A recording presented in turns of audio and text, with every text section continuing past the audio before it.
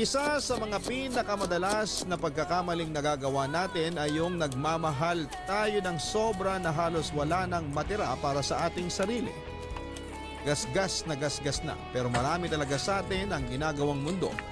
Ang isang tao na dapat ay minamahal lang natin. Ang pagmamahal ng isang tao ay parang enerhiya na pwedeng maubos. Lalo na kung hindi naman ito nasusuklian ng tama.